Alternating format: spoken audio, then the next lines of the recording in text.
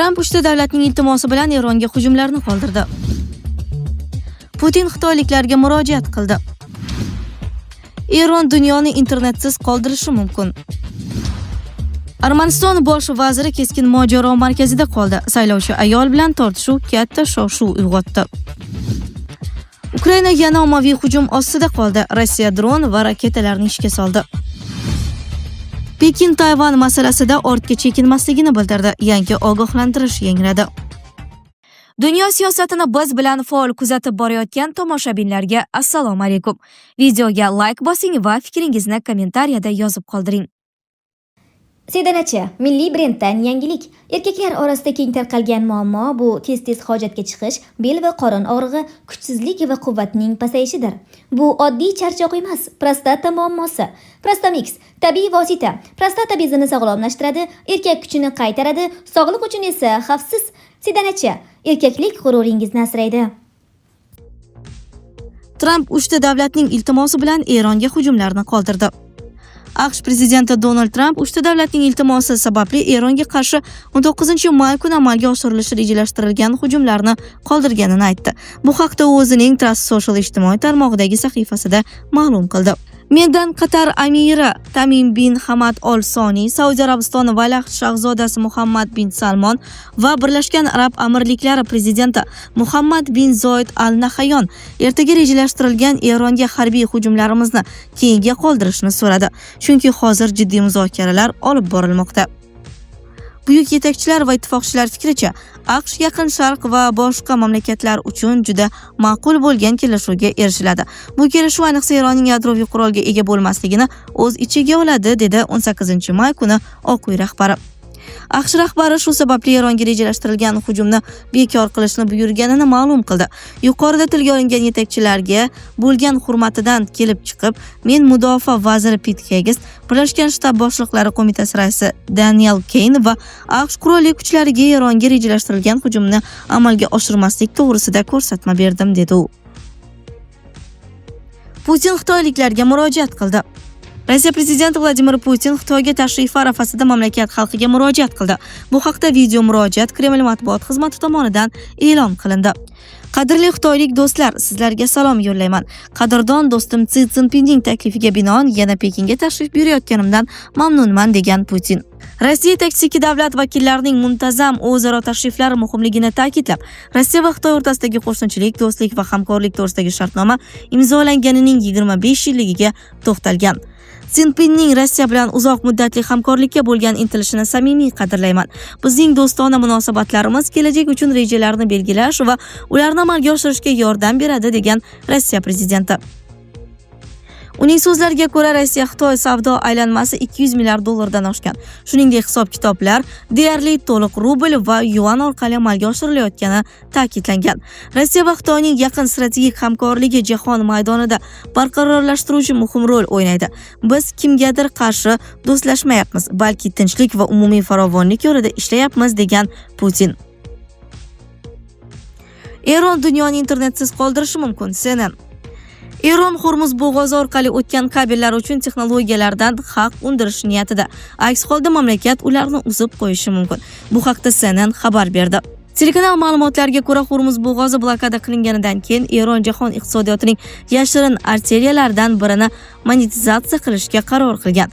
Gap Yevropa, Osiyo va Fors ko'rfazi o'rtasida katta hajmdagi internet trafik hamda moliyaviy operatsiyalarni uzatuvchi suv osti kabellari haqida bormoqda.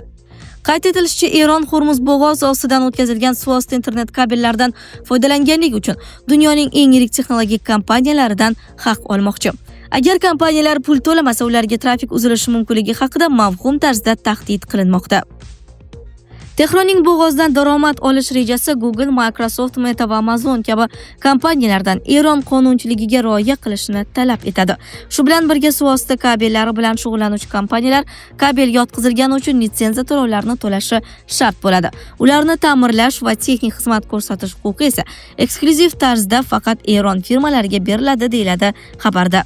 Telekanalning bildirishicha, kabellarning shikastlanishi butun dunyo bo'ylab trillionlab dollarlik ma'lumotlar uzatilishi va global internet tarmog'iga ulanish imkoniyatiga salbiy ta'sir ko'rsatishi mumkin. AQSh prezidenti Donald Trampning Xitoydan qaytishi ortidan urush qayta boshlanishi mumkinligi haqidagi xavotirlar kuchayar ekan. Eron faqat harbiy kuch bilan cheklanib qolmay, o'z ixtiyorida boshqa qudratli vositalar ham borligini tobora ko'proq namoyish etmoqda. Bu qadam Hormuz bo'g'ozining nafaqat energiya resurslari eksporti uchun muhimligini ko'rsatadi. Chunki Tehron o'zining geografik ta'sirini uzoq muddatli iqtisodiy va strategik qudratga aylantirishga intilmoqda, deyiladi xabarda. Armaniston bosh vaziri keskin mojaro markazida qoldi. Saylovchi ayoli bilan tortishuv katta shov-shuv uyg'otdi. Armaniston bosh vaziri Nikol Pashinyan o'zi bilan bahslashgan qorabog'lik arman ayolga baqirdi. Shuningdek, u o'zining siyosiy raqiblarini, jumladan sobiq prezident Robert Kacharyan va kuchli Armaniston partiyasi rahbari Samvel Karapetyanni yo'q qilishga va'da berdi. Bu haqda RIA Novosti xabar berdi.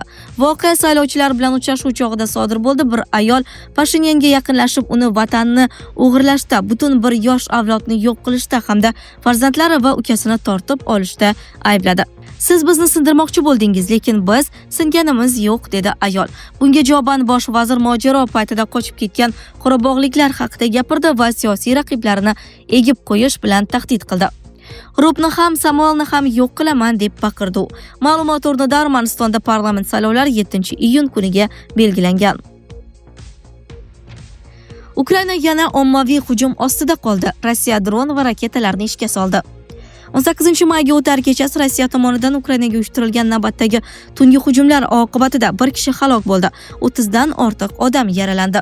Ma'lum bo'lishicha, hujumlar davomida Rossiya dronlari, raketalar va artilleriyalardan foydalangan. Asosiy zarbalar Odessa, Dnepr va Zaporojye hududlariga berilgan. Odessa shahrida dronlar turar joy binolari, maktab va bolalar bog'chasiga zarar yetkazgan. Ma'lumotlarga ko'ra, bir nechta binolarda yong'in yuzaga kelgan. Mahalliy harbiy ma'muriyat rahbari Sergey Lisakning aytishicha, hujumda 11 yoshli bola va 59 yoshli erkak halok bo'lgan. Dnepr shahriga uyushtirilgan raketa hujumi oqibatida 18 kishi jarohat olgan. Yaralanganlar orasida 2 yoshli qiz va 10 yoshli o'g'il bola ham bor. Zaporojye viloyati gubernatori Ivan Fyodorov tungi hujumlar oqibatida 3 kishi jarohat olganini bildirdi. Cherson viloyatida esa hujumlar oqibatida 1 kishi halok bo'lgan, yana 9 kishi yaralangan. Pekin Tayvan masalasida ortga chekinmasligini bildirdi. Yangi ogohlantirish yangradi. Xitoy Tashqi ishlar vazirligi vakili Tayvan AQSh yordamida mustaqillikka erisha olmasligini aytdi. Bu haqda u jurnalistlar bilan qilgan muloqoti davomida so'z ochdi. Uning aytishicha, Tayvan avval ham mustaqil davlat bo'lmagan, bundan keyin ham mustaqil bo'la olmaydi. Dunyoda faqat bitta Xitoy bor. Tayvan hech qachon davlat bo'lmagan. Na o'tmishda, na kelajakda davlatga aylanmaydi. Materikdagi Xitoy va Tayvan hududi bir davlatga tegishli.